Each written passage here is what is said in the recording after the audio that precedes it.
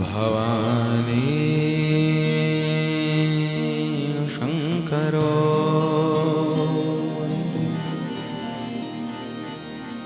श्रद्धा विश्वासरो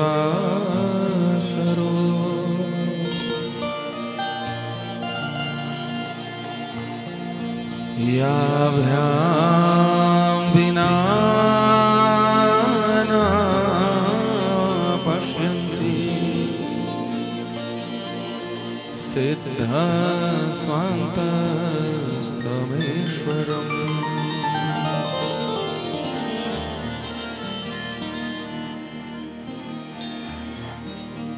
वन्दे बोधमयं नित्यं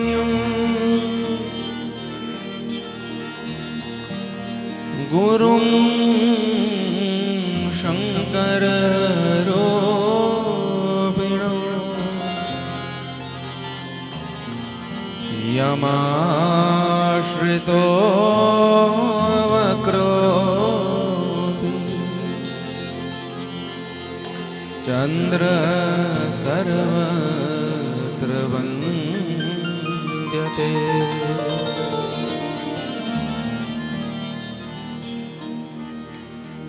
या देवी सर्वभूतेषु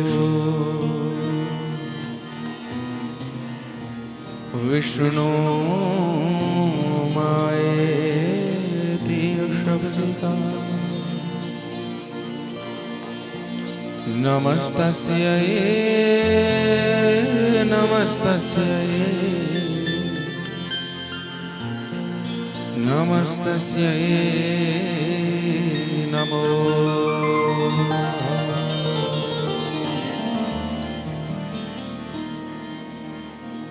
श्री गुरु चरण सरोज रज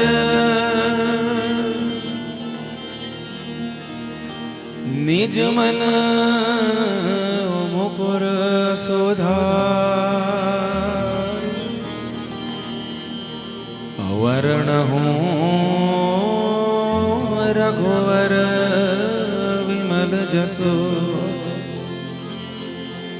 जो दायक फल चार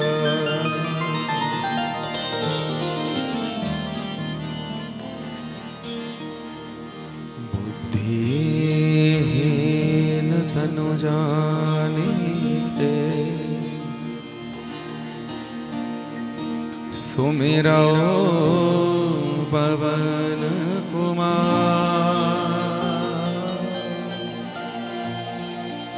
बल बुद्धि विद्या देहु मोहि हरऊं क्लेश विकार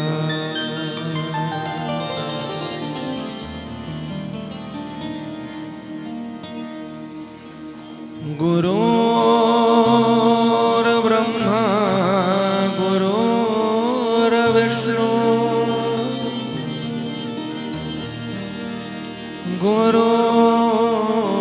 गुरुर्देवो महेश्वर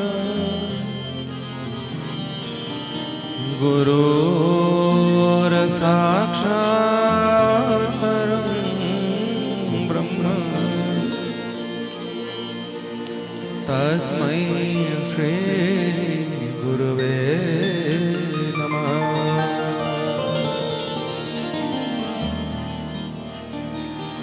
जो जन आए गुरु शरण में और बैठ करे अरदास कहे टेओ दास की पूर्ण करिए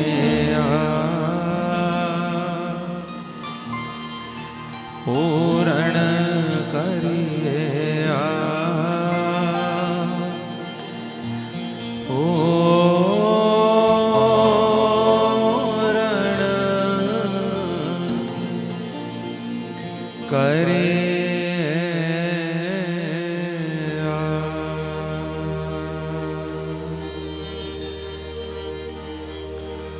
बोलिए सद्गुरुदेव भगवान की। माता पिता के चरणों की जय। श्री शिव महापुराण की जय। श्री बाला सुंदरी मैया की जय। श्री त्रिपुर सुंदरी मैया की जय। श्री बगलामुखी मैया की जय। श्री सतवाला कामेश्वर की जय। श्री शीतला जालपा चामुंडा हाटेश्वरी शिकारी मुरारी मैया की जय। गीता गंगा गौ गायत्री तुलसी मैया की जय। सत्य सनातन धर्म की भारत माता की जय। एकादशी मैया की जय। देवभूमि हिमाचल की जय। देवाधिदेव श्री कमरो नाग माहु नाग जी महाराज की जय। जय जय श्री सीताराम। जय जय श्री राधे श्याम। नमः पार्वती पतये। हर हर हर महादेव।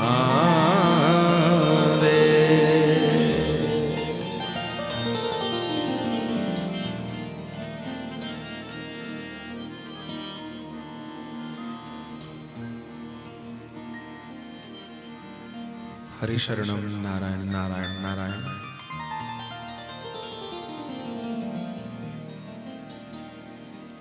परम मंगलमय परमानंदमय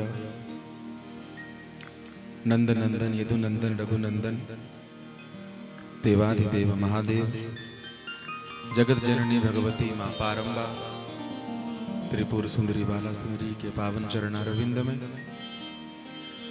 वंदन प्रणाम निवेदित करते हुए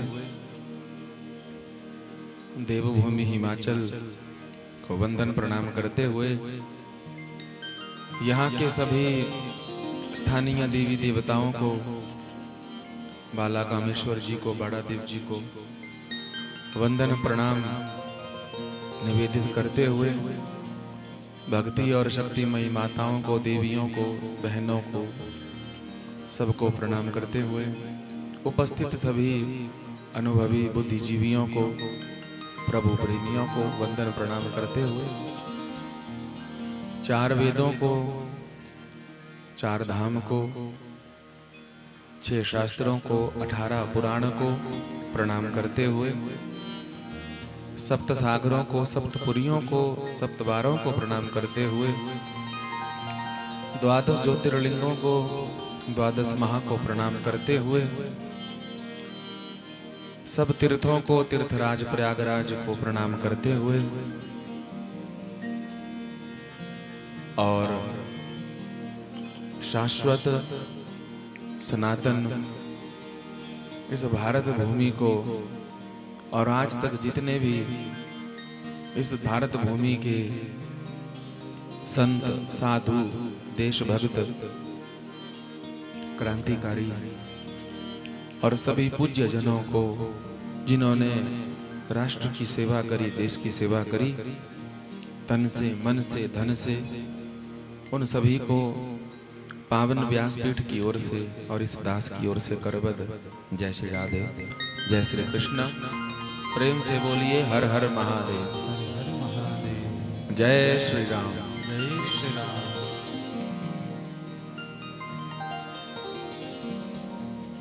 आज भगवान की परम मंगलमयी कथा शिव महापुराण के रूप में मां भगवती जगत जननी शैलजा के चरणों में निवेदित हुई है, उपस्थित हुई है और प्रेम पूर्वक, आदर पूर्वक आप सभी ने मंगलमयी कथा की शुरुआत सहर्ष करी है। आदरणीय हमारे सपैया परिवार जी, आदरणीय श्री शोभाराम सपैया जी, श्री भूप सिंह सपैया जी, श्री जगदीश चंद सपैया जी, श्री प्रमोद सपैया जी और समस्त सपैया परिवार और आप सभी के आस पड़ोस के और आपके रिश्तेदार, पूरा ये सहलगांव, पैड़ी गांव और ये पूरा जिला इस यज्ञ के साक्षी बने हैं और भगवान की बड़ी कृपा हुई है। माँ भगवती ने प्रेरणा करी और आपके मन में यह संकल्प जागृत किया कि हमको भगवान की कथा श्रवण करनी है। हर किसी के मन में विचार आता नहीं है, उम्र निकल जाती हैं, वर्ष निकल जाते हैं, लेकिन कोई बिरला ऐसा होता है जिसके मन में ये भाव आता है और सार्वजनिक स्वरूप से यज्ञ हो, मंदिर में, देवालय में, शिवालय में, तीर्थ स्थान पर, नदी के तट पर, ये विशेष फल देने वाले और घर से भी 1000 गुना ज्यादा फल देने वाले भगवान भोलेनाथ हैं। आज कृपा हुई है माँ भगवती की, जगत जननी की, कि सपैया परिवार के इन चारों भाइयों के मन में यह शुभ संकल्प हुआ और संकल्प होने के बाद आज वह फलीभूत भी हुआ है और साक्षात देवाधिदेव महादेव शब्द रूप में, ग्रंथ रूप में माँ भगवती के चरणारविंद में उपस्थित हुए हैं और 11 दिन तक भगवान देवाधिदेव महादेव स्वयं यहीं पर आपके हृदय में श्रोता बनकर विराजित होंगे और दास की वाणी पर बैठ करके आप सबको कथा सुनाएंगे। भगवान महादेव से बड़ा कोई श्रोता नहीं हो सकता और महादेव से बड़ा कोई वक्ता भी नहीं हो सकता। हम तो निमित्त हैं, हम आपको निमित्त हैं, पर सच्चे श्रोता वक्ता तो हमारे जिला मंडी के परम आराध्य देवाधिदेव कमरूनाथ जी, मैं अभी 20 तारीख को ही कमरूनाथ जी के चरणों में बैठ करके उनको मर्यादा पुरुषोत्तम श्री राम जी की कथा गाकर सुना करके आया और वह कथा भले ही निमित्त हमको बनाया हो, लेकिन वहां भी ओमकारेश्वर महादेव का सुंदर मंदिर है रोहंडा में और भगवान महादेव को राम कथा प्रिय है तो राम कथा सुना के आए। कौन सी राम कथा? बोले जो राम कथा उन्होंने कैलाश पर बैठ करके अपनी धर्मपत्नी अर्धांगिनी माता पार्वती को सुनाई। 2023 में शिव पुराण सुनाया गया था कमरूनाथ जी को, इस बार राम कथा गा के आए हैं और राम कथा गा करके भगवान महादेव राम जी की कथा को गाते हैं और भगवान श्री राम जो है तो शिव कथा को गाते हैं।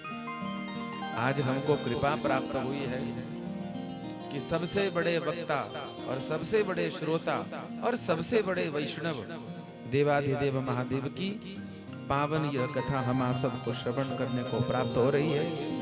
और दिन कितना बढ़िया है आज वरुथनी एकादशी के दिन कोई भी पुण्य किया जाए, श्रवण भी किया जाए, वो पुण्य भी अक्षय हो जाता है।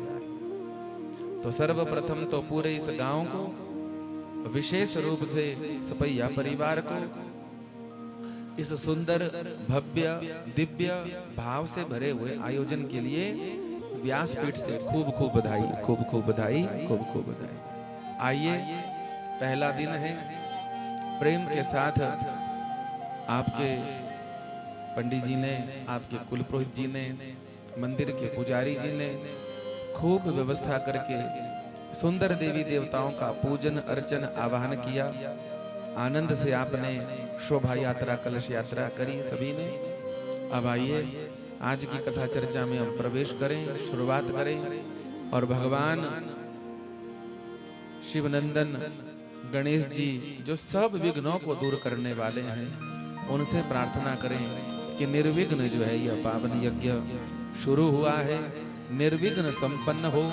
ऐसी हिम्मत, ऐसी ऊर्जा, ऐसी ताकत और ऐसी कृपा जो प्रभु जी, हे गणेश जी, आप हमको प्रदान करना।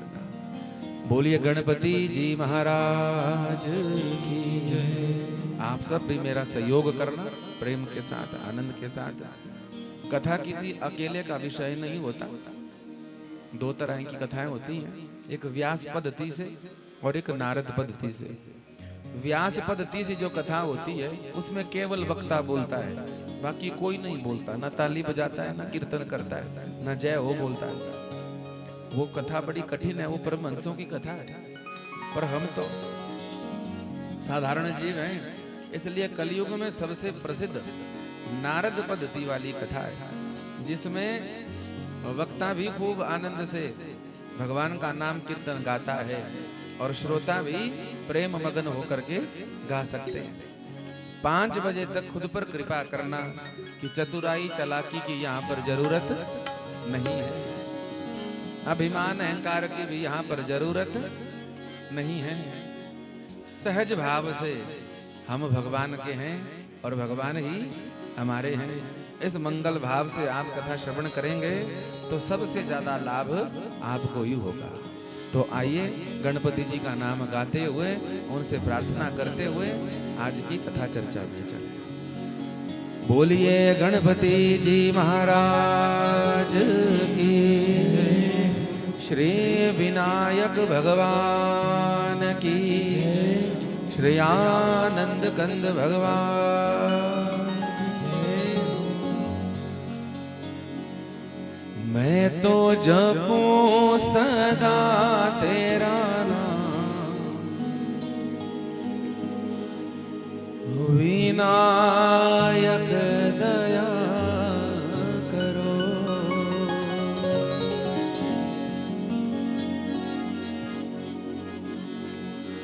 मैं तो जपूं सदा तेरा नाम, विनायक दया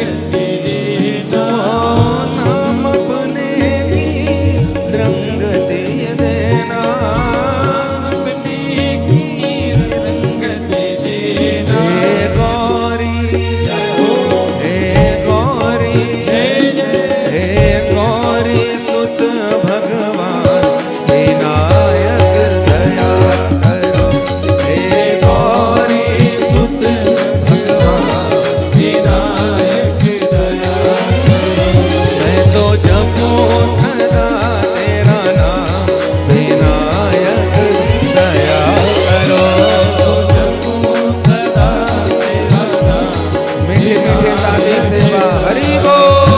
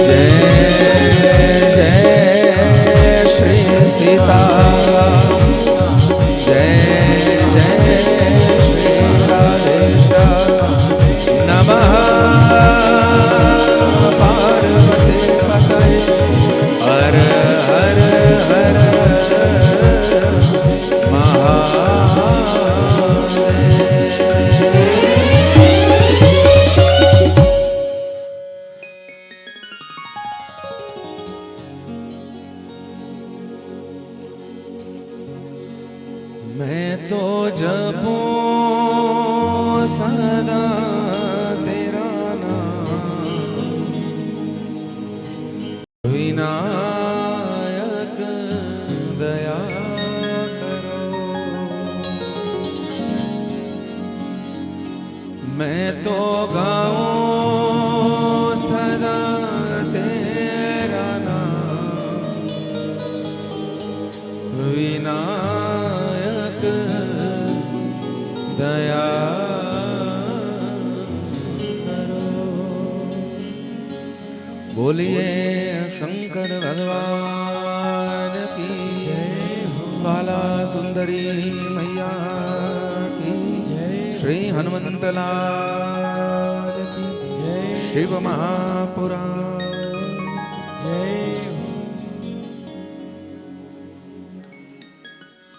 निम्न गानाम यथा गंगा देवानाम च्युतो यथा वैष्णवानाम यथा शंभो पुराणानि मिदं तथा।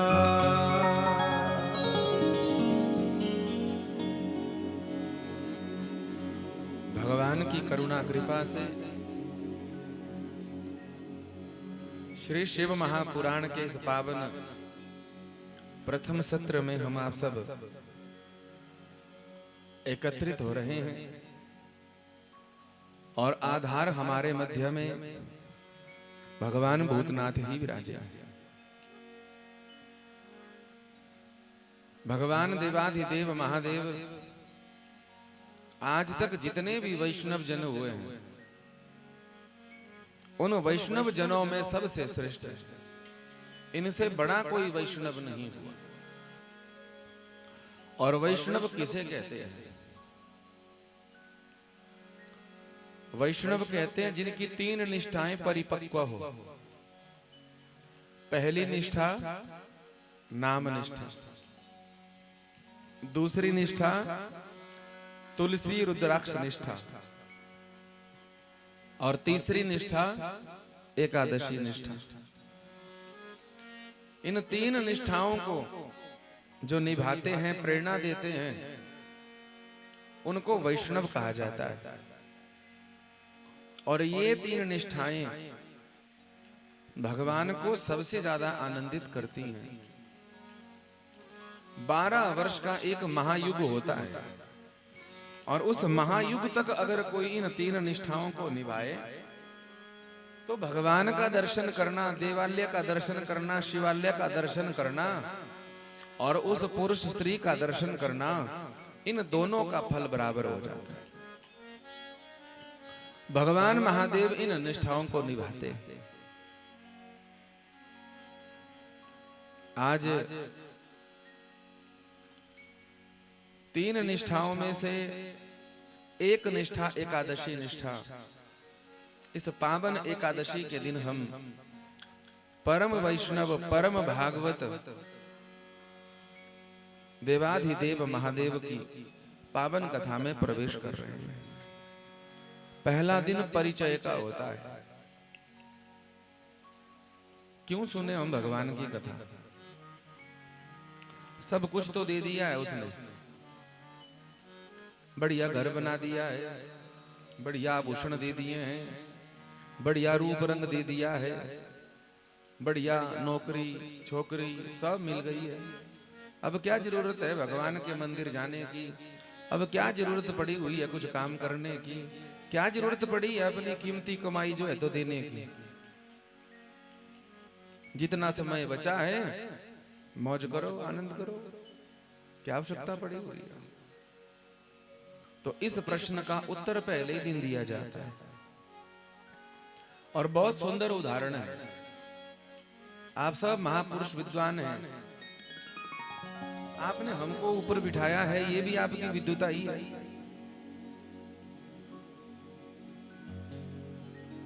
आपका मनोभाव हुआ और प्रसंग इतने सुंदर सुंदर भागवत, रामायण, शिव पुराण, भक्तमाल के हैं कि हमेशा जो भी श्रोता बना वो बड़ा ही था और सुनाने वाले सब छोटे ही थे। भागवत में सुखदेव जी कथा सुना रहे हैं, 15-16 वर्ष की आयु। सुनने वाले परीक्षित जी हैं और ऋषि मुनि बड़े बड़े, शौनक आदि ऋषि, सूत जी ऋषि बड़े पुराने पुराने, व्यास वशिष्ठ सब सुन रहे हैं। सुखदेव मुनि जी से तो उनके पिताजी भी कथा सुनते हैं, व्यास जी। पिताजी छोड़िए, दादाजी भी कथा सुनते हैं, पराशर जी।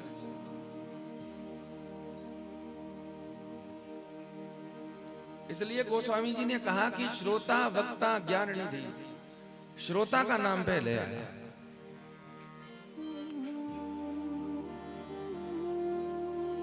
तुलना की जाए श्रोता वक्ताओं में तो श्रोताओं को बड़ा दर्जा दिया गया है, वक्ता को नहीं दिया गया। जैसे भक्त और भगवान में कहा जाए कि बड़ा कौन है, तो चतुराई करके जल्दी से तो हम कह देंगे भगवान ही बड़े हैं। पर अगर कोई सच्चा विवेकी होगा, जिसने खूब मंथन किया होगा भक्त और भगवान का, तो जब उससे ये प्रश्न पूछा जाएगा कि भक्त बड़े हैं कि भगवान बड़े हैं, वो पहले मुंह से नहीं बोलेगा, पहले उसके नेत्र बोलेंगे। और जब पूछा जाएगा उससे कि बड़ा कौन है, जवाब दो, तो जरूर कहेगा हाथ जोड़ करके, क्या बोले, प्रभु भक्त ही बड़े हैं। भक्त बड़े भगवान से, छोटे हैं भगवान। हनुमान उड़ के गयो, पुल बनाई गयो भगवान। ये प्रमाण भी दिया जाए। हनुमान जी भक्त हैं तो छलांग लगाकर जय श्री राम पहुंच गए। जिमी अमोघ रघुपति करवाना, एही भांति चले हनुमान। सुंदर कांड। भक्त चला गया छलांग लगाकर वापिस भी आ गया, और भगवान को पुल बनाना पड़ा। बंदरों की सहायता लेनी पड़ी, गिलहरियों की, चींटियों की, भालू की, सबकी मदद लेनी पड़ी।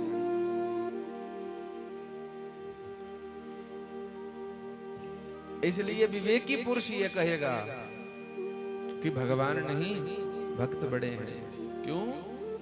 क्योंकि भगवान को भगवान बनाने वाले ही तो भक्त हैं।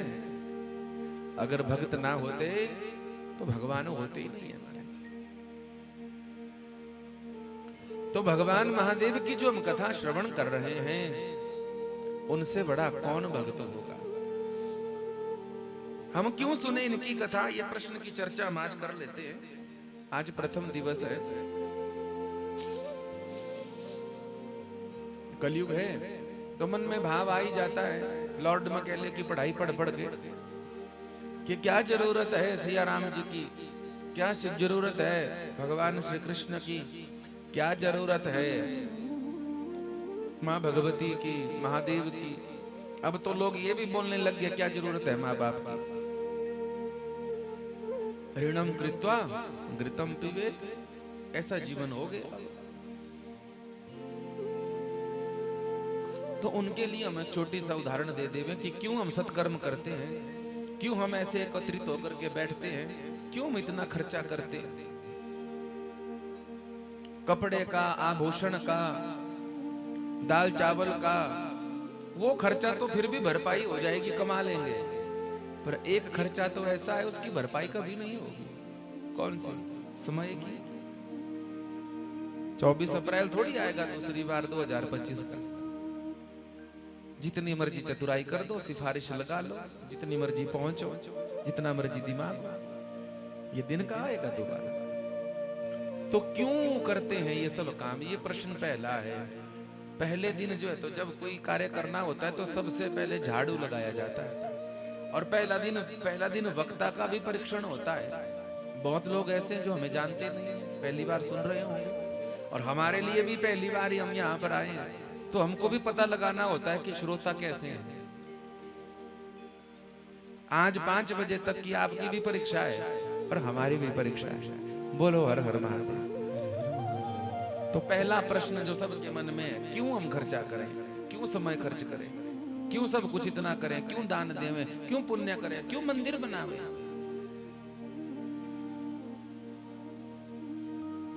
अब छुट्टियां पड़ेंगी आगे को, बरसात की हमको पड़ेगी 2 महीने की।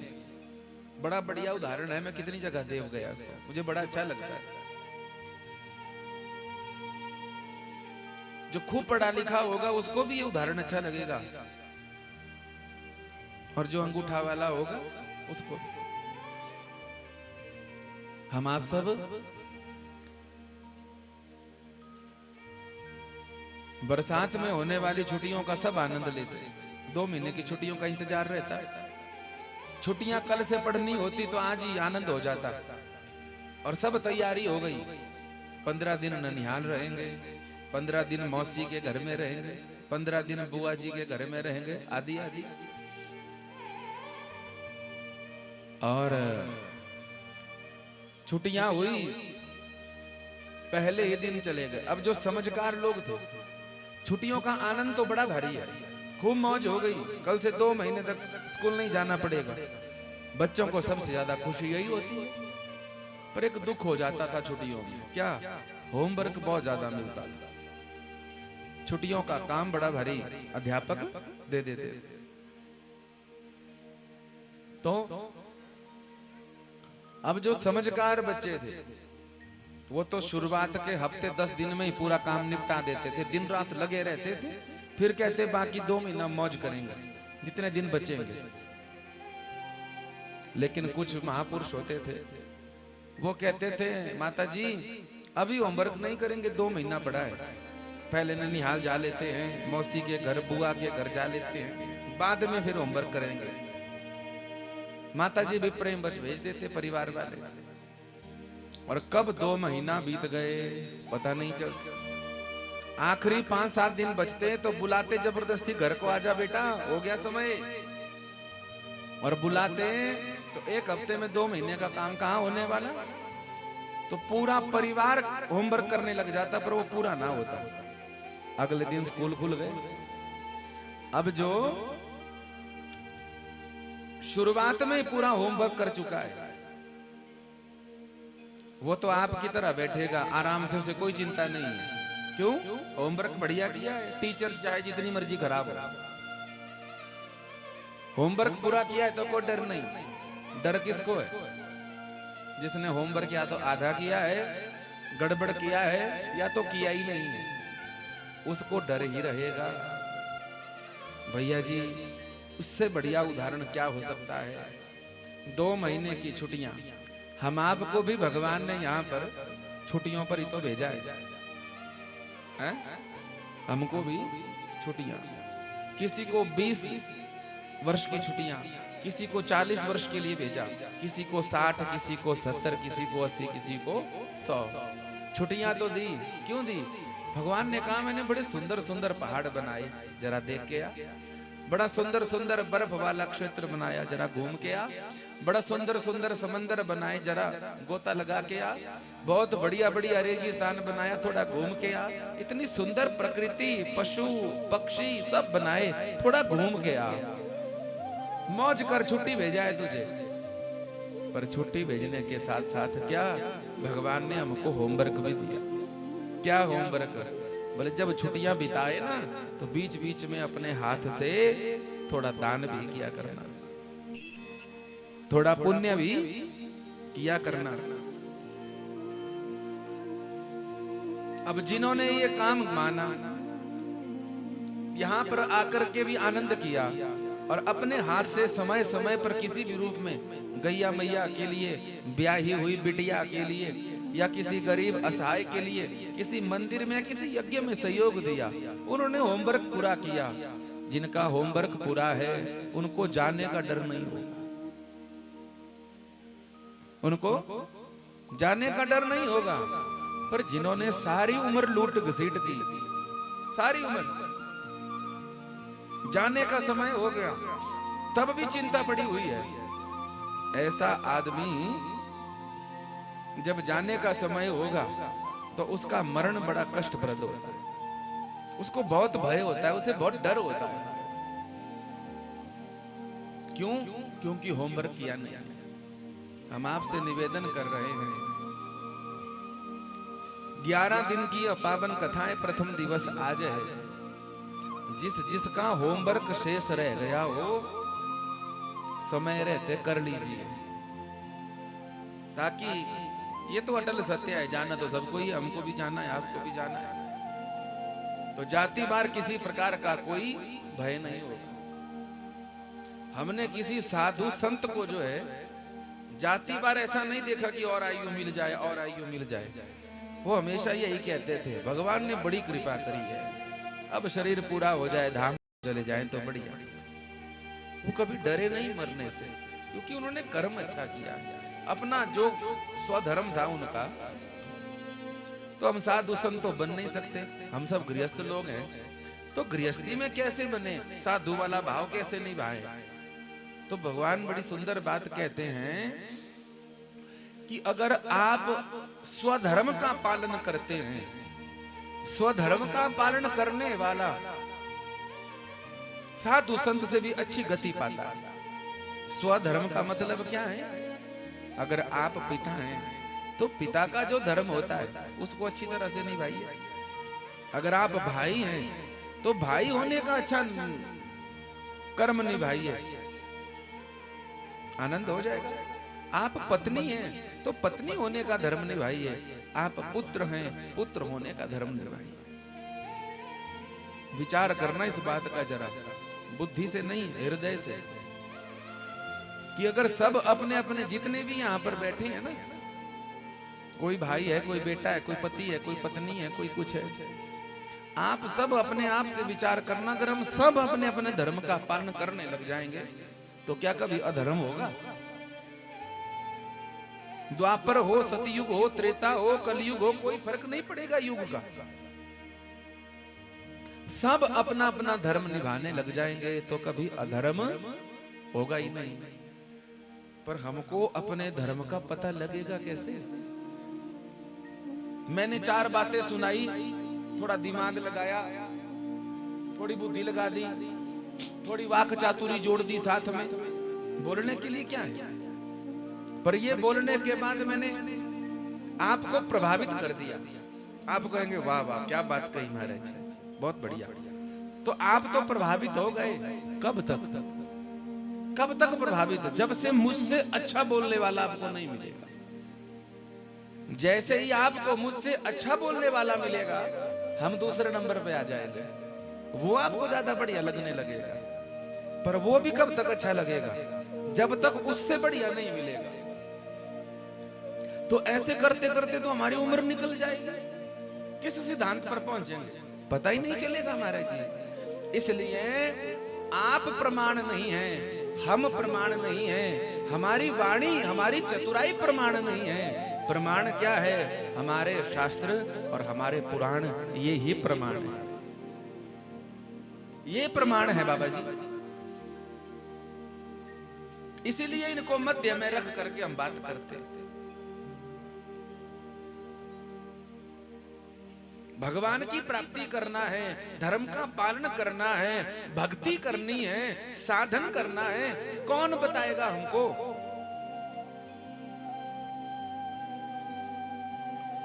एक व्रत भी नहीं है पूरी साल में ऐसा जिससे भगवान की भक्ति मिले, है तो बता दो। एक व्रत भी नहीं है, एक उपवास भी नहीं है।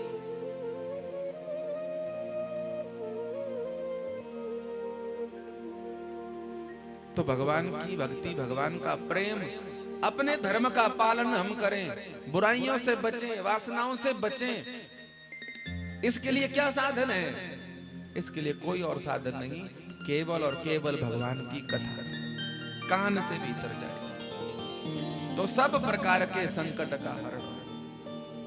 आज मेरा मन थोड़ा भर रहा है, क्योंकि अभी अभी 2 दिन पहले घटना घटी है कश्मीर में, और जब से सुना है तब से दिमाग घूम रहा है।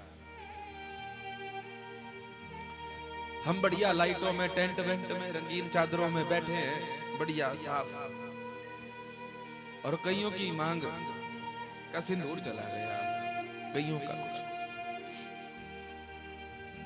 मन भरा है। एक बात तो है महाराज, चाहे कुछ भी हो जाए इस भारत देश में, हम 4 दिनों के बाद सब भूल जाते हैं। 2-4 दिन मीडिया वाले, 2-4 दिन जो है तो आसपास वाले कैंडल मार्च निकालते हैं, हो गया बस। कोई कसूर नहीं था उनका, मैं एक बात कहना चाहता हूं यहाँ पर, आप पता नहीं समझेंगे कि हम किसी पार्टी के हैं, किसी राजनीति के हैं। चलो समझो तब भी कोई बात नहीं, हम तो पहले से ही बदनाम है खुला बोलने के लिए, हमें कोई मतलब भी नहीं है इससे। जो बात देश के प्रधानमंत्री को समझाते समझाते 10 साल लग गई लगभग, पर हम नहीं समझे।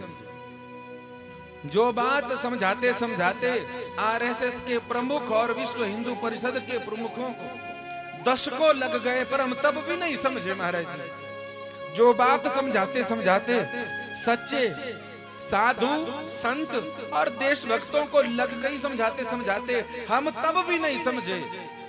वो बात 22 अप्रैल को जम्मू कश्मीर के पहलगाम में निर्दोष जो 26 लोग मारे गए महाराज जी, उनका कोई कसूर नहीं, सिर्फ इतना कसूर कि वो हिंदू थे।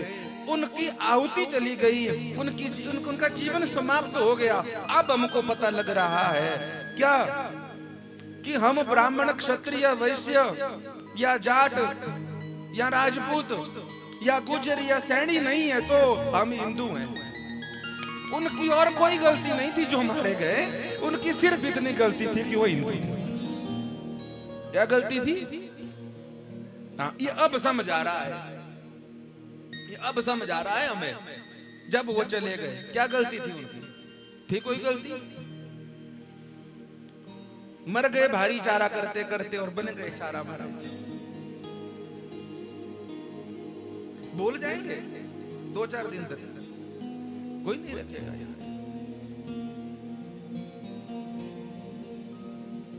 हम कभी कथा में कुछ बात बोलते तो लोग कहते पंडित जी अपना काम किया करो, इन बातों को मत बोला करो। तेरा बेटा जिंदा बैठा हुआ है, तेरी बहू का सुहाग नहीं गया है अभी, किसी का भाई किसी का बेटा नहीं गया अभी तक, तेरा तब पता लगेगा। मैं आदर से आपसे निवेदन करना चाहता हूं इस व्यासपीठ से, तब मन थोड़ा हल्का होगा मेरा। और तो हम कुछ कर नहीं सकते, पर सबसे बड़ी चीज होती है अर्थ। अगर अर्थ से इनको विहीन किया जाए, आपके घर में, मकान में, दुकान में अगर किसी भी रूप से ये रहते हैं, बहिष्कार करिए इनका। आज 26 लोगों में भले ही आपका कोई रिश्तेदार नहीं हो, पर अगले 26 लोगों में कहीं आपका बेटा या बिटिया ना हो जाए, कहीं मेरा भाई मेरा बेटा ना हो जाए, इसलिए बहिष्कार करिए। आप इसको निवेदन समझे, आग्रह समझे या अपील समझे, या इस भाई बेटे का जो है तो कोई निवेदन समझे, पर जरूर करिए ऐसा। अपना थोड़ा सा स्वार्थ, थोड़ा सा पैसे का स्वार्थ सिद्ध करने के लिए जब हम इनको पनाह देते हैं ना महाराज जी, तब ये गुनाह करते हैं, तब ये गुनाह करते हैं महाराज जी। और नंगा कर करके मारा है महाराज, पूछ के पत्नियों को छोड़ दिया, बता देना कि तुम्हारी गलती थी कि तुम हिंदू थे। कब तक अहिंसा परमो धर्म, कब तक गांधी के बंदर बने रहेंगे भाई? हमें तो पता भी नहीं था। 20 तारीख को हम बोल के आए कमरूनाग जी में कि प्रत्येक घर में एक शास्त्र होना चाहिए, एक शस्त्र होना चाहिए, घर के ऊपर झंडा होना चाहिए, ताकि पता लगे ये सनातनी का घर है, ये हिंदू का घर है। आज गले में रुद्राक्ष नहीं पहनते, तुलसी नहीं पहनते, तिलक नहीं लगाते, हाथ में कलावा नहीं बांधते, क्यों? बोले ओल्ड फैशन है। अरे फैशन नहीं, संस्कृति है। हमको बाबरा बोलते हैं, बोले आप ऐसा बोलते हो। यूक्रेन में युद्ध चला था, भारतीय झंडा ना होता तो मारे जाते सब इंडियन वहां पे, केवल तिरंगा देख करके सबको वापस पहुंचाया गया। इतना बड़ा बल है हमारे। लोग कहते हैं प्रधानमंत्री कुछ नहीं करते, हम कुछ नहीं कर रहे हैं, वो कर रहे हैं अपना काम, हम नहीं कर रहे हैं। मैं आपसे निवेदन फिर से करूं, चाहे घर हो, चाहे मकान हो, चाहे आपकी दुकान हो, हर तरह से आर्थिक रूप से इनका बहिष्कार कर दीजिए। जब धन नहीं होगा तो अपने आप सिमट करके जो है तो चले। मैं व्यासपीठ से अपनी जिम्मेदारी निभा रहा हूं। आप दुकान मकान नौकरी जो भी करते हैं, आप ही अपनी जिम्मेदारी निभाइए। जो चले गए हैं 26 लोग पहलगाम में, उनके लिए श्रद्धांजलि हो जाएगी हमारी तरफ से। और जो कारगिल आदि युद्ध में हमारे वीर भाई चले गए, कितनी बहनों का सुहाग चला गया, कितनी माताओं के बच्चे चले गए, उन गए हुए वीरों के लिए भी श्रद्धांजलि हो जाएगी। और जो आज भी नौजवान बॉर्डर पर डटे हुए हैं, दिन रात मौत के मुंह में हैं, उनके लिए भी एक भाव हो जाएगा, उनको एक मॉरल सपोर्ट हो जाएगी। चलो कोई और नहीं, कम से कम हमारा देश तो हमारे साथ है। नहीं तो कोई मर रहा है फौजी भाई, किसी को कोई फर्क नहीं पड़ता। मरता है तो मरने दो। अखबार पढ़ते हैं, कहाँ का मरा, राजस्थान का, कहाँ का मरा, हरियाणा का मरा, कहाँ का मरा, अरे हमारा कोई भी नहीं। हमने बड़े बड़े घर तो इकट्ठे कर लिए, कल को हमारे बच्चे रह नहीं पाएंगे हमारे देश में, ऐसे काटे जाएंगे, ऐसे ही मारे जाएंगे। इसलिए आपकी तरफ से, अपनी तरफ से यही श्रद्धांजलि होगी कि इनको आर्थिक रूप से बहिष्कृत कर दिया जाए, खुद अपने आप कार्य हो जाएगा। और अगर आप इस बात को सुनने के बाद भी अगर ऐसा नहीं करते हैं, तो जितना देशद्रोह आतंक उनको वो करते हैं, उतने ही देशद्रोही हम भी हैं, उतने ही बड़े आतंकवादी हम भी हैं। हम भी आतंकवादी हैं, क्योंकि हम उनको शह दे रहे हैं, हमारा धनवान जा रहा है। आपसे बोलिए भारत माता की जय। अब हमारा मन भरा हुआ था, हम तो जाना नहीं चाहते थे इस तरफ, पर कल परसों से दिमाग घुमा हुआ है। अपनों के बीच बैठकर नहीं कहेंगे मन की बात, तो कहाँ गए, कहाँ। हमें तो ये व्यासपीठ ही सहारा है, और आप जितने श्रोता लोग हैं, वो ये हमारा परिवार होता है सारी साथ। आज ही कथा गाते, कल वहां गाते, परसों गाते। मैं प्रार्थना करता हूं और उम्मीद करता हूं आप जरूर इस बात का ध्यान रखेंगे, इनका बहिष्कार करिए। विश्वनाथ मम नाथ पुरारे, विश्वनाथ मम नाथ पुरारे, त्रिभुवन वेदेश महिमा तुम्हारी, त्रिभुवन वेदेश महिमा, त्रिभुवन वेदेश महिमा तुम्हारी, त्रिभुवन विदित महिमा तुम्हारी, विश्वनाथ मम नाथ पुरारे, विश्वनाथ मम नाथ पुरारे, विश्वनाथ मम नाथ पुरारे, विश्वनाथ मम नाथ पुरारे, त्रिभुवन वेदेश महिमा तुम्हारी, त्रिभुवन विदित महिमा तुम्हारी, त्रिभुवन विदित महिमा तुम्हारी, त्रिभुवन विदित महिमा तुम्हारी। भगवान देवादिदेव महादेव की पावन सनिधि और उनका साक्षात वांग्मय वपु श्री शिव महापुराण, जिसकी पावन छत्र छाया में हम 11 दिन तक आनंद करेंगे। शुरुआत में ही सुंदर परिचय और महात्म्य बताया गया।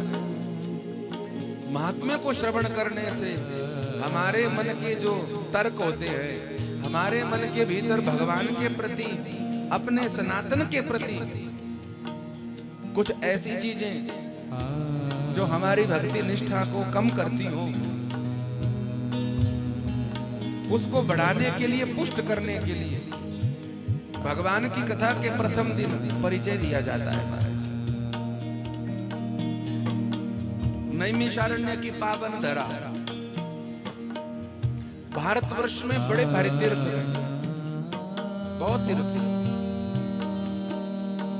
बद्री नारायण तपस्या की भूमि है, कुरुक्षेत्र युद्ध की भूमि है, अयोध्या त्याग की भूमि है, काशी विद्वान की भूमि है, वृंदावन प्रेम की भूमि है, और नैमिषारण्य कथा की भूमि। एक ही जगह पर बैठकर 18 पुराण यहां पर वाचन किए गए, एक ही जगह पर बैठ गए। ऐसे इस पावन नैमिषारण्य तीर्थ में पूज्यपाद श्री सूत जी महाराज, शौनक आदि ऋषिवर, जैसा यहाँ यज्ञ हो रहा है ना, यह कथा तो घर में बैठ करके भी हो सकती थी। बढ़िया बढ़िया घर बनाए सबने, बड़े वाले सोफे पर हम बैठ जाते, 4 भाई उनके परिवार जने बैठ जाते, कमरे में कथा हो जाती है। लेकिन भगवान की कथा का फल सबको मिले, इसलिए सार्वजनिक, यहाँ पर सब आ सकते हैं, सब सुन सकते हैं, सब आनंद ले सकते हैं, इसलिए यह पावन यज्ञ है। और हमारे सनातन ने कभी किसका अपमान करने के बारे में नहीं सोचा। सर्वे भवन्तु सर्वे सन्तु, इसलिए यह यज्ञ करवाई। तो शौनक आदि ऋषिवर विश्व शांति का यज्ञ नैमिषारण्य की भूमि में कर रहे हैं, और वहां पर परम भागवत, परम वाचस्पति, परम विशारद श्री सूत जी महाराज जी का आगमन हो गया। और सूत जी की आयु भी कम, शौनक जी की आयु ब्रह्मा जी से ज्यादा, और सूत जी की आयु कितनी? बिल्कुल छोटी सी, बिल्कुल बालक अवस्था। लेकिन सूत जी भगवान की महिमा को गाने में वाचस्पति हैं, विशारद है, पुराण को जानते हैं, पिताजी से कृपा प्राप्त हुई है, गुरुजी से कृपा प्राप्त हुई है। इसलिए वृद्ध जन भी हाथ जोड़ करके सूत जी से प्रश्न करते हैं। बहुत सुंदर प्रश्न किया है बाबा जी। जीवन में प्रश्न ही ना हो तो उत्तर कहां मिलेंगे, और ऐसे प्रश्न जो जीवन का मंगल कर देंगे। हमारे जीवन में भी प्रश्न है, पर व्यर्थ है, कोई लाभ नहीं है उसका।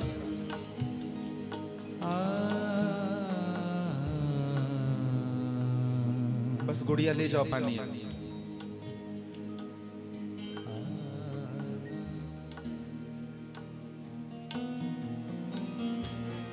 अब मत लाना पानी, है ना, अब मत लाना। कल से आप प्रार्थना है, आप सभी से निवेदन है, अपनी अपनी बोतल ले आना जिसको ज्यादा प्यास लगे, नहीं तो फिर ये कथा कम लगेगी, बारात ज्यादा लगेगी। और मैं अपने लिए भी नहीं रखता हूँ बाबा जी, आपको क्या बोल रहा हूँ। हाँ, कोई दवाई ववाई लेता हो, कोई शुगर बीपी वाला हो, सबको आजकल तो वही, तो अपनी अपनी बोतल रख लो, नहीं तो फिर हम जो कथा का धारा वो टूट जाएगी बाबा जी। और कुछ 3 घंटे तो हम निकाल देंगे, अगर दिहाड़ी लगानी हो तो हम लगा देंगे, 4 गाने गाएंगे, 2 चुटकुले सुनाएंगे, हो गई कथा। पर मैं चाहता हूँ आप सबका प्रयत्न है, आपने अपनी नेक कमाई लगाई है, तो ये 11 दिन आपको अंतिम सांस तक याद रहने चाहिए, अंतिम सांस तक। और जिसके मन में ये भाव है ना कि ये व्यर्थ का कार्य क्यों करते हो, उनको पता लगा कि ये व्यर्थ का कार्य नहीं है, इसी से हमारी संस्कृति है, इसी से हमारा संसार है, ये हमारी पहचान है, हम सनातनी हो। इंसानियत होती क्या है, मानवता होती क्या है, उसी से पता लगता। इसलिए प्रार्थना, जितना कम विघ्न होगा, कथा में जितनी शांति होती है उतनी क्रांति कथा करती है हमारे। आज कथा और जागरण का पता ही नहीं लगता, हो अल्लाह ही होता है बस। इसलिए प्रार्थना है।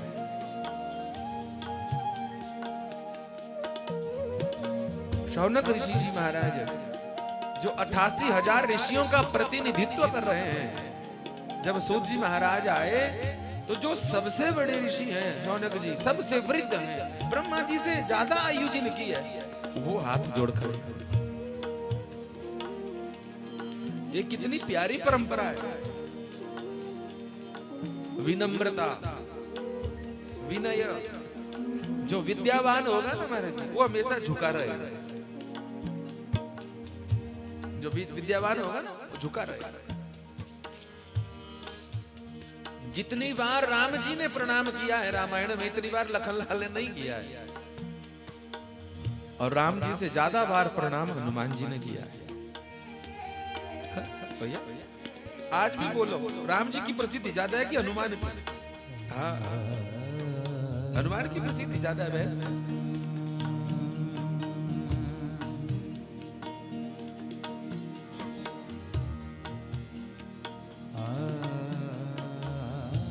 राम दूत बनकर के भी, राम राजा बनकर वो काम नहीं कर पाए जो एक वानर ने दूत बन के कर दिया। हम सवेरे उठते हैं तो राम जी का नाम नहीं लेते पहले, जय जय जय हनुमान गोसाई, जय जय जय, सब गाइए, आपको आती है सबको, मान गोसाई, जय जय जय हनुमान गोसाई, जय जय जय हनुमान गोसाई, कृपा करो गुरु देवकी नाम, कृपा करो गुरु देवकी नाम, ओ कृपा करो गुरु देवकी नाम, कृपा करो गुरु देवकी नाम। जो जितना ज्यादा विनम्र होगा वो उतना बड़ा। अभी का उदाहरण लो, हम आए कलश यात्रा करने के लिए, गाड़ी से उतरे, हमारे पिताजी से बड़ी बड़ी उम्र के होंगे चारों भाई, लेकिन फिर भी बुढ़ापा भी है, थोड़ा नहीं झुका जाता, फिर भी पांव धो रहे हैं, हाथ लगा रहे हैं। यही तो शिक्षा देनी है, और क्या देनी है? यही शिक्षा देनी है भाई। हमारे सनातन में ही ऐसा ही है कि अपने पेट में जो बिटिया 9 महीने रह के आई है उसको जन्म देंगे, नवरात्रि को उसी को पूजेंगे, पांव धोएंगे, उसी को प्रणाम करेंगे। बोलो कहीं और ऐसी इज्जत है? बताइए। हम सनातनियों के अलावा कहीं पर स्त्री को देवी माना जाता हो तो बोलो, बोलिए, माना जाता हो? हमारे यहाँ पर देवियों के मंदिर हैं, हमारे यहाँ पर माँ को देवी समझा जाता है, बिटिया को देवी समझा जाता है, घर में बहू आती है तो लक्ष्मी माना जाता है। किसी और जगह सब जगह भोग सामग्री है। हमारा सनातन, जिसने पत्थरों में भी भगवान का दर्शन किया है, ये दृष्टि नहीं है किसी के पास भाई। हमारे यहाँ पर कुत्ते में भी भैरवनाथ का दर्शन है, बंदर में भी हनुमान का दर्शन है, काटने वाले सर्प में भी महादेव का दर्शन है, और गैया तो हमारी परम पूज्य है भाई। हमारे यहाँ तो गधे का भी पूजन है, शीतला माता बैठती गधे पे। हमारे यहाँ गधे का पूजन है। ये नहीं कि हम मूर्ख हैं बाबा जी, मूर्ख होते तो गिनती का 0 देने वाला भी भारतीय है। और राम जी क्या बता रहे हैं कि जिसने बंदरों की सेना खड़ी कर दी महाराज जी, और बंदरों की सेना खड़ी करके रावण जैसे जो महादेव का शिष्य है, 4 वेद 6 शास्त्र पढ़ा हुआ है, उसको परास्त कर दिया। इसका मतलब क्या है? जो प्राप्त है वो पर्याप्त है। ये शिक्षा है। ये नहीं मिला, वो नहीं मिला, ये राम जी में था ही नहीं। सांथरी पे सोए, पत्थर पे सोए,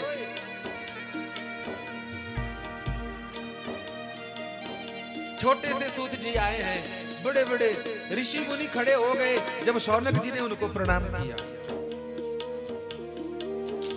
आप प्रणाम नहीं करेंगे जो आपके लिए पूजनीय है तो आपके बच्चे थोड़ी ना करेंगे। आप उनको बोलो प्रणाम करो, नहीं करेंगे। आप करो तो जो आप करेंगे उसको करेंगे। आप वो डायरी है जिसको पढ़कर बच्चे सुनाते हैं। पहला श्लोक मैं बोल रहा हूं, और पहले श्लोक में कितना आनंद है, विनम्रता और जिज्ञासा। विनम्रता और जिज्ञासा पहले श्लोक में, जिज्ञासा और विनम्रता।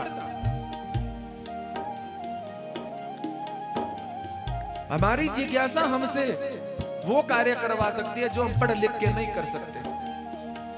किस चीज की जिज्ञासा है? क्या जानना चाहते हो? हम खुद के बारे में जानना चाहते हैं। हम आए क्यों है धरती पर? पढ़ने आए थे, नौकरी करने आए थे, घर बनाने ही आए थे, जमीन खरीदने ही आए थे, या उल्टा पुल्टा करने ही आए थे? क्या यही था जीवन? क्या कहें यारो, नौकरी से कमाकर क्या लाए? क्या बढ़िया बात कही। क्या कहें यारो, क्या कहें यारो, नौकरी से कमाकर क्या लाए हैं? कांधे पर जवानी लेके गए थे, बुढ़ापा लेकर आए, बुढ़ापा लेकर। यहां पर विरोध नहीं है किसी बात का, ये भी जरूरी है, पर इसीलिए थोड़ी जीवन है भाई। भगवान की कथा, संतों का सत्संग हमको ये बताएगा कि हम धरती पर आए क्यों थे। और जब हमको ये पता लग जाएगा कि हम धरती पर क्यों आए थे, तो पता लगेगा भगवत प्राप्ति लक्ष्य था। और जब ये पता लग जाएगा तो भगवान को प्राप्त करने का भाव जगेगा। और जब भगवान को प्राप्त करने की जिज्ञासा जगेगी, तो जिस प्रभु को कहा जाता है कि वो बैठा हुआ है, कभी वो वैकुंठ में होता है, कभी साकेत में, कभी गोलोक में, कभी कैलाश में, तो वही भगवान फिर जिज्ञासा देखेगा और वही भाग्य में बनेगा। कभी राम बनेगा, कभी कृष्ण बनेगा, कभी हनुमान बनेगा, आएगा हमारे पास। हम बुलाते नहीं हैं, प्रभु आते नहीं। ये पक्की बात है, सच्ची बात। सूत जी महाराज ने कितनी सुंदर बात कही। प्रभु जी, कलयुग आ रहा है, सबके भीतर भले ही देखने को हम मनुष्य होंगे, लेकिन बाहर से मनुष्य होंगे, भीतर की पशुता नहीं जाएगी हमारे में। भीतर की पशुता को समाप्त करने के लिए भगवान की कथा है।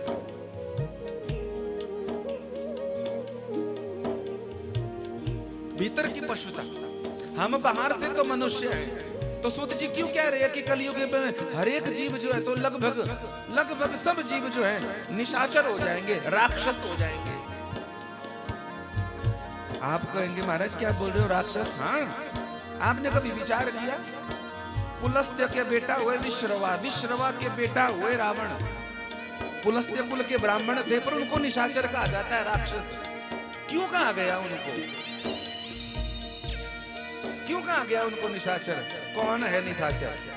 बड़े ध्यान से सुनना यहाँ पर। ये जो सूत जी भी कह रहे हैं कि सब निशाचर हो जाएंगे, अरे हम तो मनुष्य, हम कैसे निशाचर हो जाएंगे? हमारे यहाँ पर आकृति का कोई मतलब नहीं है, प्रकृति का मतलब है।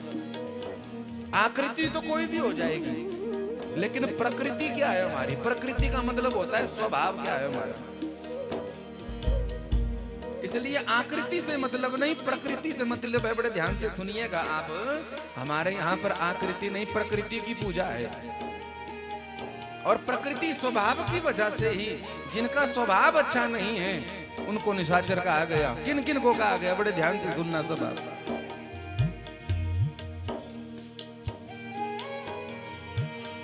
मां नहीं मां तो पिता नहीं देवा, मां नहीं मां तो। राक्षस किसको कहा गया? निशाचर। मां नहीं मां तो पिता नहीं देवा, मां नहीं मां तो पिता नहीं देवा। साधु सन कर वही सेवा, साधु सन कर वही सेवा। ओ साधु सन कर वही सेवा, साधु सन कर वही सेवा। यह चौपाई जो हम गा रहे हैं ना, ये महादेव ही सुना रहे हैं पार्वती को। पार्वती ने प्रश्न किया, बोले प्रभु जी, मनुष्य होकर भी कईयों को ऐसा क्यों कहा जाता है कि वो पशु हो गए, निशाचर हो गए, राक्षस हो गए? ऐसा क्यों? तो महादेव ने कहा, बोले आकृति से, शरीर से तो सभी बढ़िया है, लेकिन स्वभाव से कौन है? बोले कौन कौन निशाचर है? बोले मां नहीं मां तो पिता नहीं देवा। जो अपनी माता जी की बात को नहीं मानता, जो अपने पिता की बात को नहीं मानता है, जो देवी देवता की कुलदिष्ट की बात नहीं मानता है, जो सद शास्त्रों की बात भी नहीं मानता है, और जो अपने पूज्य जन है, साधु है, संत है, सदगुरु है, उनसे चाहता है कि वो सेवा करें हमारी, और करवाता है उनसे सेवा अभिमान से। बोले जिसका ऐसा स्वभाव है ना, भले ही देखने को वो मनुष्य है, भले ही देखने को ब्राह्मण क्षत्रिय वैश्य चतुर्थ वर्ण का हो, लेकिन वो मनुष्य नहीं है। वो क्या है? बोले साक्षात राक्षस है। हम नहीं बोल रहे, महादेव कह रहे हैं पार्वती को। जिनके यहाँ चरण भवानी, जिनके यहाँ चरण भवानी, ओ जिनके यहाँ चरण भवानी, जिनके चरण भवानी, ते जाने वो निश्चर सम प्राणी, ते जाने वो निश्चर, ते जाने वो निश्चर सब प्राणी, जाने वो निश्चर सब प्राणी। महादेव कह रहे हैं पार्वती को, जिनके ऐसे आचरण है ना, वो भले ही बोलने को किसी के भाई बेटा है, संतान है, पर वो मनुष्य नहीं है। वो किसी के बेटा नहीं हो सकते, किसी के भाई नहीं हो सकते, किसी के पति, किसी के पुत्र नहीं हो सकते। वो साक्षात निशाचर है, वो राक्षस है। माँ तो माँ है ना, हाथ जोड़ करके बोली, बोले अगर कोई ऐसा निशाचर हो जाए तो क्या उसके लिए कोई उपाय है? क्या उसके लिए कोई उपाय है? बोले हाँ। क्या उपाय है? भगवान की कथा। कथा में अगर कुछ भी किसी भी बहाने से वो बैठ जाए, पहले उसे ये पता लगेगा, कथा में पता ये लगेगा कि हम गलत है कि सही है। बोलो हर हर महादेव। कथा में बैठेगा तो उसे पता लगेगा कि हम सही हैं कि गलत हैं। और जब ये पता लगेगा कि सच में हमारा भी व्यवहार अच्छा नहीं है, हमारा भी आचरण अच्छा नहीं, हमको तो पता ही नहीं था, और जब पता लगेगा ना, तो उसके बाद उपाय भी करेगा, सुधरने का प्रयत्न करेगा। वाल्मीकि जी की कथा कितनी प्रसिद्ध है। संत दर्शन हो गया तो वही वाल्मीकि जी रामायण के आदि कवि बन गए महाराज। ये पक्की बात है, ये सच्ची बात है। मुझे एक बात बताओ, जिस आदमी को यही पता ना हो कि उसे रोग लगा हुआ है, तो चला जाएगा ऑपरेशन करवाने?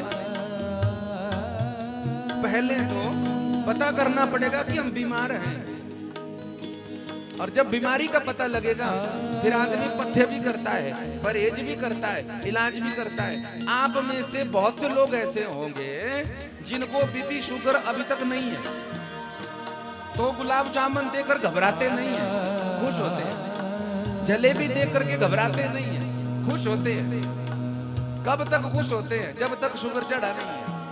जिस दिन शुगर की दवाई लगेगी तो जलेबी ऐसा लगेगी कि जहरी है, सीधा गुलाब जामुन जहरी है। बोलो हर हर महादेव। जब तक शुगर बीपी नहीं था तो नमकीन और मीठा प्रसाद लगता था, आनंद होता था, पर अब हो गया है तो जितनी बार भी देखेंगे, सपने में भी कहीं गुलाब जामुन खा रहे होंगे तो पसीने छूट जाते हैं।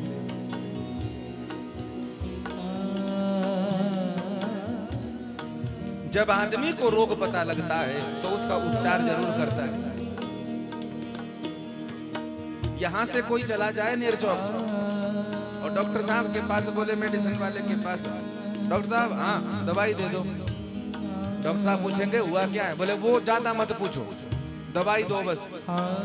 अरे भाई ठीक है दवाई दे देंगे, पर हुआ क्या है? ना दवाई दो बस, ज्यादा बातें मत पूछो। तो दवाई देगा कोई? बोलिए। वो पूछेगा पेट दर्द है, सिर दर्द है, क्या हुआ है? कोई दवाई नहीं देगा। ज्यादा देर बोलता रहेगा कि दवाई दो दवाई दो, फिर दे देंगे डॉक्टर। कौन सी? बोले पागल हो गया है। बोलो हर हर महादेव। 11 दिन की कथा में कम से कम हमको इतना पता लग जाए कि हम गलत हैं। आदमी अपनी गलती कभी स्वीकार नहीं करता। हर घर के झगड़े हैं, पति पत्नी में, भाई भाई में, आस पड़ोस में। महाभारत इसका सबसे बड़ा प्रमाण है। दुर्योधन ने अपनी गलती मान ली होती तो होता महाभारत। बोलिए, मारे जाते सब भाई। और वही महाभारत सुन सुन करके भी गीता का पाठ करने वाले भी रोज घर में एक ही झगड़ा करते हैं, मैं ठीक हूं तू गलत है। दूसरा कहते ना ना मैं ठीक हूं तू गलत है। बाल पक गए, झड़ गए, दांत निकल गए, नकली वाले भी नहीं टिक रहे हैं, उसके बाद ये की झमेला पड़ा हुआ है, क्या मैं ठीक हूं तू गलत है। अक्ल में आदमी को लगता है कि मुझसे बड़ा अक्लमंद कोई नहीं, और पैसे में आदमी को दूसरा ही ज्यादा लगता है। बोलो हर हर महादेव। नाई की दुकान में बाल कटवाने भी जाएगा, खुद की लाख रुपए सैलरी हो महीने की, और नाई के पास जाएगा कितने रुपए हुए, 100 रुपया हुए, तो तुरंत बोलेगा भाई तुम्हारी मौजें हैं, इतनी सी कैंची कुछ किया नहीं, ग्रुप करी दो थोड़ी देर में 10 मिनट के 100 रुपया, तुमने तो लूट लिया, तुमने तो बर्बाद कर दिया। ये तो नाई भला मानुस है, बोलता नहीं कुछ नहीं, तो बोलेगा 1 महीना का सैलरी हमको दे दे, 1 महीना तू यहाँ खड़ा हो जा, तू बन जा करोड़पति। दूसरे की कमाई ही ज्यादा लगती है, और अक्ल में लगता है कि हमसे ज्यादा कोई अक्लमंद नहीं है। हरियाणा के मास्टर नत्था सिंह ने बड़ी सुंदर बातें लिखी कि आज दुनिया बड़ी सयानी है। भैया जी, आज दुनिया, मास्टर जी ने, आज दुनिया बड़ी सयानी है, जिसे देखो वही ब्रह्म ज्ञानी है। आशीष भैया ध्यान से सुनना अब इस बात को। आज दुनिया बड़ी सयानी है, जिसे देखो वही ब्रह्म ज्ञानी है। मैंने कहा एक शराबी से, बाज आओ तुम इस खराबी से। मैंने कहा एक शराबी से, बाज आओ तुम इस खराबी से। शराबी क्या बोला? बोला पंडित जी क्या फरमाते हो? बोला पंडित जी क्या फरमाते हो? जो रोज अंगूर तुम खाते हो, उन्हीं अंगूरों का तो ये पानी है। आज दुनिया बड़ी सयानी है, जिसे देखो वही ब्रह्म ज्ञानी है। मैंने कहा एक दिन एक जुआरी से, बाज आओ तुम इस बीमारी से। मैंने कहा एक दिन एक जुआरी से, बाज आओ तुम इस बीमारी से। बोला पंडित जी क्या फरमाते हो? कथा जो रोज तुम महाभारत की सुनाते हो। महाभारत में जुआ चला था। बोला पंडित जी तुम क्या फरमाते हो? कथा जो रोज महाभारत की सुनाते हो, वही रीत पांडवों की हमको भी निभानी है। आज दुनिया बड़ी सयानी है, जिसे देखो वही ब्रह्म ज्ञानी है। अब 2 लाइनें हमने खुद लिखी हुई है, वो भी जोड़ देते हैं लगे हाथ। मैंने कहा एक भाई से, बाज आओ तुम मोबाइल से। बोलो हर हर महादेव। अब तो सब के सहरे खिल जाएंगे। मैंने कहा एक भाई से, बाज आओ तुम इस मोबाइल से। बोला पंडित जी क्या फरमाते हो? जो कथा रोज यहाँ सुनाते हो, रिकॉर्डिंग करके घरवाली को सुनानी है। आज दुनिया बड़ी सयानी है, जिसे देखो वही ब्रह्म ज्ञानी है। तो अक्ल में आदमी को लगता है कि मुझसे बड़ा अक्लमंद कोई नहीं है। बोलो हाँ या ना? है? सबको यही लगता है। और पैसे में चला है दाल फुल्का, चला है दाल फुल्का, चला है दाल फुल्का। ये भगवान, 5000 का जूता, 2 लाख का जेब में मोबाइल, ब्रांडेड शर्ट, ब्रांडेड सब कुछ, महंगी गाड़ी, बड़ा घर, विदेशी फर्नीचर, और उसके ऊपर 5 टन का एसी जड़ा हुआ। फिर क्या कहता है? दाल फुल्का, दाल फुल्का। भगवान ने सुन लिया, भगवान ने सुन लिया। क्या बेटा बड़ी भारी दाल फुल्का करता है, सीताराम नहीं जपता, नमः शिवाय नहीं जपता, हरे कृष्णा नहीं जपता, कहता है दाल फुल्का चला है, दाल फुल्का चला है, दाल फुल्का चला है। भगवान ने कह दिया तथास्तु। क्या अब दाल फुल्का ही खाना? मटर पनीर धोतुआ दाल के चक्कर में पड़ा तो बीपी शुगर मार देगा दरो। बोलो हर हर महादेव। हाँ। हमारे गुरुदेव भगवान की बात हमें याद आती है। गुरुदेव भगवान बीमार थे, एक्सीडेंट था, तो करा रहे थे, उठा भी नहीं जा रहा था। तो उनके पास पूछने संत जाते बैठते, तो पहली बात यही होती, बाबा कैसे हो? हमारे गुरुजी हिला भी नहीं जाता, पसलियां टूट गई थी, लगभग मौत के मुंह से बाहर आए, 1 वर्ष तक दूध पिया केवल और खाया नहीं जाता था। तो मिलने जब आते उनके पास, बाबा कैसे हो?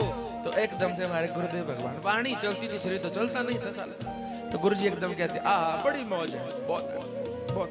क्यों? बोले सब कहते थे बड़ी भारी कथा करता है, बड़ी भारी कथा करता है, आराम नहीं मिलता, आराम नहीं मिलता। भगवान ने कृपा कर दी, एक्सीडेंट के बहाने से 1 साल का आराम दे दिया। ये सकारात्मकता महाराज जी, ये सब में नहीं आएगी और एक बार में नहीं आएगी। हम तो 1 घंटे की कथा में आंदोलन कर लेते हैं कि महाराज हो गया सब कुछ, अच्छे और बुरा, बुद्धि का काम ही है। मैं आपसे निवेदन करूं, 11 दिन की कथा सुनना, जब आप जहां जूता चप्पल खोलते हो ना, वहीं पर चतुराई चालाकी खोल के आना, और इस उल्टे कपाल को, बुद्धि को शांति स्विच ऑफ, और भगवान की कथा हृदय से सुनना। नहीं तो जैसे ही आप बैठोगे 2 शब्द भीतर जाएंगे तो तुरंत भीतर काम शुरू हो जाएगा खोपड़े से, क्या अच्छा है कि बुरा है, वो वाला अच्छा है कि ये वाला अच्छा है, ये बात हमने सुनी है, बात नहीं सुनी है। हे मेरे भगवान, तर्क वितर्क इतना फंसाएगा कौन? खोपड़ी। नाम क्या बढ़िया? खोपड़ी, जो खो के पड़ी। ये वाली खोपड़ी जो है ना, ये आस पड़ोस रिश्तेदार और सब के लिए है, भगवान यहाँ का विषय है। संसार जगत का अगर कोई काम हो तो ये खोपड़ी करेगी, लगाओ जितना ज्यादा लगा सकते हो। और जगन्नाथ का काम जब हो, भोलेनाथ का जब काम हो, तो हृदय लगाओ, तब आपको लाभ हो। कहीं की बात कहीं जोड़ दोगे तो बात नहीं बनेगी बाबा जी। सूत जी ने कह दिया, महाराज कलयुग का समय है, सब जीव जो हैं तो कैसे हो जाएंगे? निशाचर हो जाएंगे, राक्षस हो जाएंगे। तो ऐसा कोई आप उपाय बता दो जिससे हमारा मंगल हो जाए। तो बहुत सुंदर बात कही, क्या बोले? केवल और केवल सदा सेव्या, सदा सेव्या, सदा सेव्या विशेषतः। बार बार श्रवण करो कलिकाल में, अगर आपको कलयुग से, इस युग प्रभाव से बचना हो तो। कलयुग की यह जो धूप है, इस धूप से बचना हो तो भगवान महादेव की छाया, छत्र छाया ले लो, छाता ले लो। कथा की छाया मिल जाएगी, महादेव की, पुराणों की जो छाया अगर मिल जाएगी तो कलयुग जो है तो कुछ भी बिगाड़ नहीं पाएगा। बोले अच्छा, तो किसी को आज तक मिला कोई ऐसा उपाय? तो उदाहरण दिया उन्होंने कि आसीत की रात नगरे ब्राह्मणों ज्ञान दुर्बल, दरिद्रो रस विक्रेता, देव धर्म परांग मुखा। किरात नगर में एक ब्राह्मण रहता था, पर वो नाम का ब्राह्मण था, काम का नहीं था। उस ब्राह्मण का नाम था देवराज। बड़ी अच्छी पत्नी उसकी, बहुत बढ़िया पतिव्रता पत्नी, माता पिता भी बहुत भले मानुस। लेकिन देवराज जब तक किसी को ठगे नहीं महाराज जी ना, तब तक रोटी ना पड़ती, पेट अंदर नहीं जाती, पचती नहीं उसे महाराज। और परम असंतुष्ट, धोखा एक ऐसी चीज है जिसको धोखा देना चाहते हैं, हम उसको तब तक धोखा नहीं दे सकते हैं जब तक हम खुद को नहीं देंगे। हम जिसके साथ धोखा करेंगे पहले खुद को धोखा देना पड़ेगा। अंदर से आवाज आएगी, क्यों कर रहा है ऐसा, क्यों कर रहा है ऐसा, क्यों कर रहा है ऐसा। अरे चल पर देखी जाएगी। पहले हम खुद को धोखा देते हैं, और धोखा एक ऐसी चीज है पलट के जरूर आता है। 10 दिन में आया, 10 साल में आया, पर आएगा जरूर वापस। आजकल बहुत लोग मौन हो गए हैं, चुप हो गए हैं, बोलते भी हैं तो रास्ते चलते चलते अकेले गुनगुनाते रहते हैं, बाबरों की तरह बोलते रहते हैं। कारण क्या है? कुछ ऐसे कार्य हो गए हैं जीवन में, किसी को बता नहीं पा रहे। मैं आपसे प्रार्थना करूं, ज्ञानी महापुरुषों के लिए कथा नहीं है, भक्तों के लिए, बड़े बड़े महाविद्वानों के लिए, वो तो खुद पहुंचेंगे भगवान, जिन्होंने जीवन में बहुत झोलझाल किया हुआ है, कर दिया समय के अभाव से, जवानी के आक्रोश में, समय के लिए लालच में, लोभ में, और किसी को बता नहीं पा रहे हैं, उनके उपचार होते हैं यहाँ पर, उनके उपचार होते हैं। गंगा में नहीं होगा, चार धाम में नहीं होगा, कुंभ में नहीं होगा, ज्योतिर्लिंगों में नहीं होगा। भगवान की कथा में बैठ करके अगर आपने एक क्षण स्वीकार कर लिया, हाँ हमने बहुत गलत किया है जीवन भर, और आपके नेत्र भर गए, तो समझ लीजिए पुष्पांजलि हो गई। जिस दिन जीव ये स्वीकार कर लेता है प्रभु के सामने कि हमसे गलती हो गई, हमसे अपराध हो गया, बड़े से बड़ा पाप अपराध भी हो, भगवान उसको क्षमा कर। इसका प्रमाण दे रहे हैं यहाँ पर। देवराज ब्राह्मण ने दुनिया भर का छल कपट किया, और ये सारा छल कपट करने के बाद बहुत सा धन एकत्रित कर दिया, और जब धन आएगा तो बुद्धि बिगड़ेगी, और बुद्धि बिगड़ गई तो एक वेश्या की ओर, शोभावती नाम था उस वेश्या का। पुरुष के दो ही सबसे बड़े शत्रु हैं, बड़े ध्यान से सुनना। पहला क्रोध, दूसरा काम। इन दो से जो पुरुष बच गया वो साक्षात महादेव है। उसमें और भगवान में कोई भेद नहीं है, हमारे गुरुदेव भगवान का वचन। काम और क्रोध। शोभावती वैश्या का दर्शन किया, उसी के साथ रहता। पत्नी को पता चला, चुप रही, सहती रही, नहीं बोला कुछ। बात माई के पहुंचेगी, सास ससुर बड़े अच्छे हैं, वो दुखी होंगे, सहती रही, पर कब तक? निर्लज्ज हो गया। पत्नी ने समझाया, माता पिता तक बात पहुंची, उन्होंने समझाया, लेकिन ये इतना कामंद हो गया था, अपनी पत्नी को, माता पिता को, तीनों को मार दिया। शोभावती के साथ रहने लगे। एक दिन की बात है, यात्रा करने के लिए जा रहा था, और यात्रा करते करते प्रयागराज पहुंचा, जहां इस बार महाकुंभ हुआ। प्रयागराज के पास में एक स्थान है संतों का, उसको प्रतिष्ठानपुर कहते हैं, शास्त्रों में उसका नाम प्रतिष्ठानपुर है। वहां पर ऐसे शिवालय में, देवालय में, मंदिर में भगवान की पावन कथा हो रही थी। ये कथा से गुजरने लगा, बाहर से तो पसीना पसीना हो गया, ज्वर चढ़ गया और गिर गया वहीं पर। रात ज्यादा हो गई, कहां जाए, तो वहीं बैठ गया। और एक दिन भगवान की कथा, शिव की कथा सुन ली। एक दिन जाने अनजाने में उस कथा ने इतना असर कर दिया, घर को गया, 1 महीने तक यही विचार करता रहा, अरे मैंने तो जीवन बर्बाद कर दिया, इतना बढ़िया मानव जीवन मिला था, मैं क्या क्या कर सकता था, ये तो नरक की यात्रा शुरू कर दी, कुछ लाभ मुझे मिला नहीं है? तेरी महिमा सबसे। आज हमारे महादेव की कृपा हो गई, शरीर छूटा, और शरीर छूटने के बाद आज अंतिम चिंतन क्या चल रहा था, मुझसे अपराध हो गया, मैंने जीवन व्यर्थ गवा दिया, मुझसे अपराध हो गया, मैंने व्यर्थ जीवन गवा दिया। आप हैरान होंगे, अंतिम समय तक भगवान शिव की एक दिन की कथा का चिंतन करता रहा, महादेव से मन में प्रार्थना करता रहा कि हमने बहुत व्यर्थ जीवन बर्बाद कर दिया। ऐसा करते शरीर छूटा, यमदूत सामने खड़े रह गए, भगवान महादेव के गण हाथ में त्रिशूल लेकर के पहुंच गए। यमदूतों ने कहा, भाई तुम कहां पहुंच गए, ये बड़ा भारी अपराधी, पत्नी को धोखा, माता को धोखा, पिता को धोखा, सारे संसार के साथ छल कपट किया है, प्रेम तो नाम ही नहीं इसके जीवन में, अपराध ही अपराध का खाता भरा पड़ा है। शिव गणों ने कहा, बोले हमें ये पता नहीं, महादेव ने आज्ञा करी है क्या?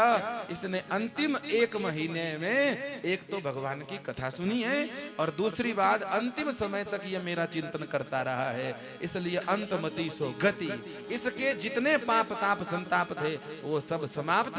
कहां? बोले लाओ मेरे कैलाश से पहुंचा दो, बोलो शंकर भगवान।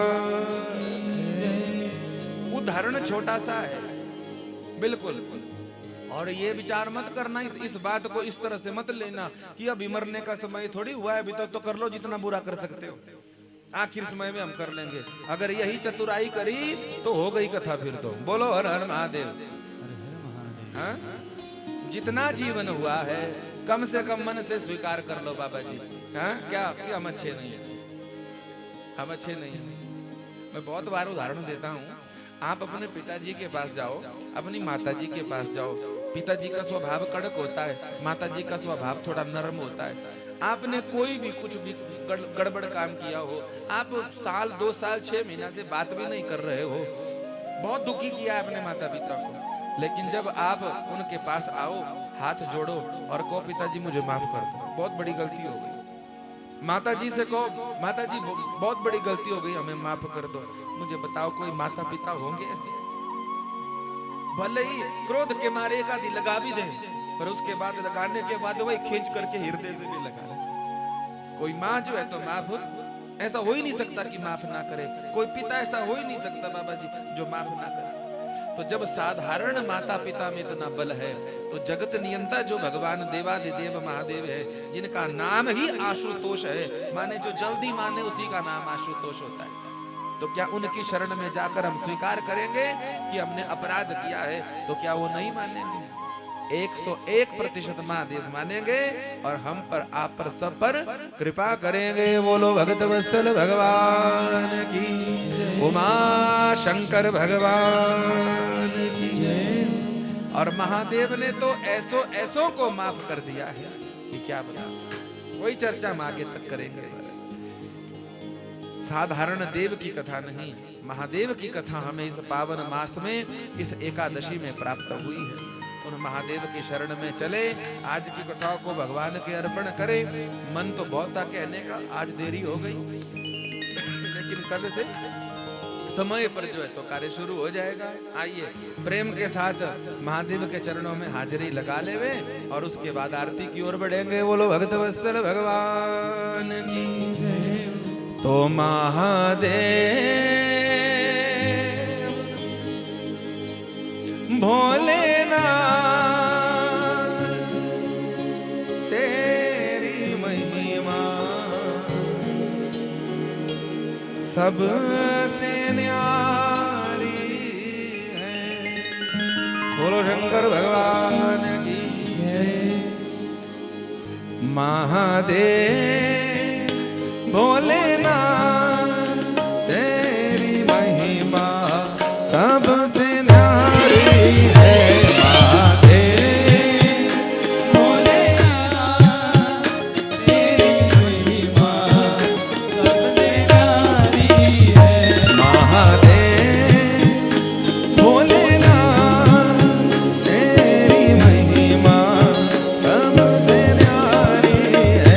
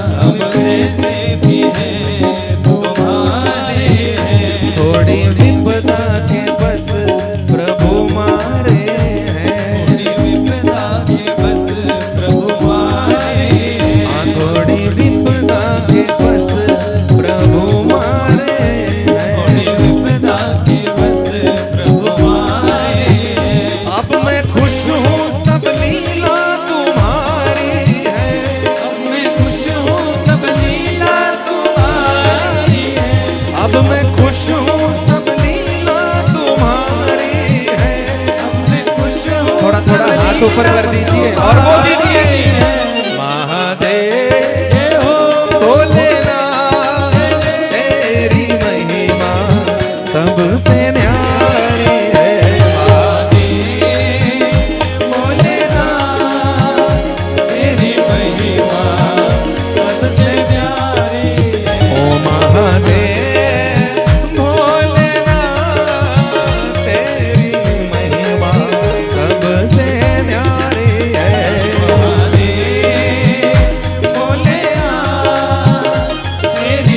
भूतनाथ भगवान की जय हो।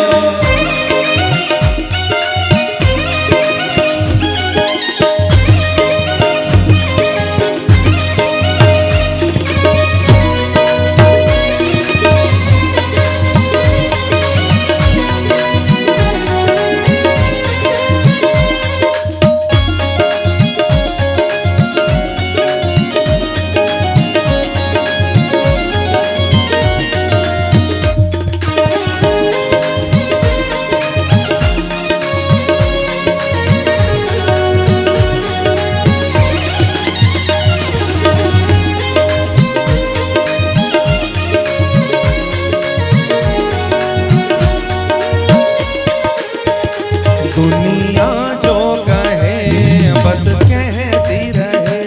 दुनिया जो कहे बस कहती रहे। बस हमें तेरे नाम की मस्ती रहे। हमें तेरे नाम की मस्ती रहे। दुनिया जो कहे बस कहती रहे। दुनिया जो कहे बस कहती रहे। बस हमें तेरे नाम की मस्ती रहे।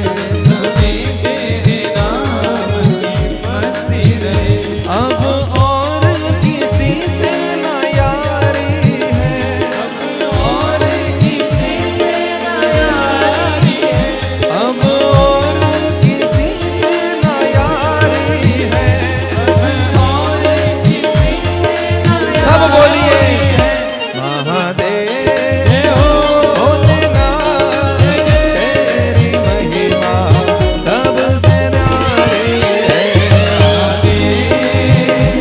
भोलेनाथ तेरी महिमा सबसे प्यारी है। ओ महादेव भोलेनाथ तेरी महिमा सबसे न्यारी है।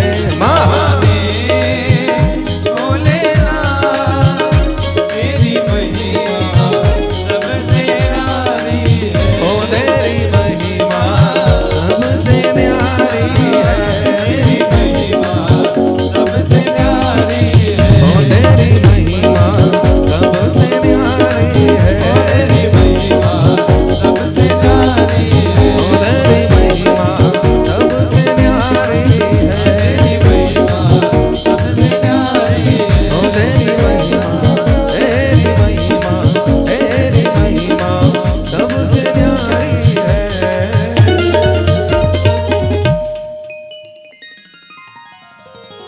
बोलिए शंकर भगवान की उमापति महादेव की बाला सुंदरी मैया की शिव महापुराण की। जोर से बोलिएगा हम सब पहाड़ियों की। हम सब पहाड़ियों की। हम सब पहाड़ियों की। नमः पार्वती पतये हर हर हर महादेव। आरती जग जननी मैं तेरी गाऊं। आरती जग जननी मैं तेरी गाऊं।